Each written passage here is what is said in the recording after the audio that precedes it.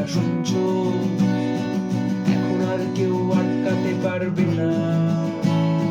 সম্বন্ধটা এইবার তুমি ভেস্তে দিতেই পারো, কে বলে দাও বিয়ে তুমি করছো না। চাকরিটা আমি পেয়ে গেছি বেলা শুনছো, এখন আর কেউ আটকাতে পারবে না।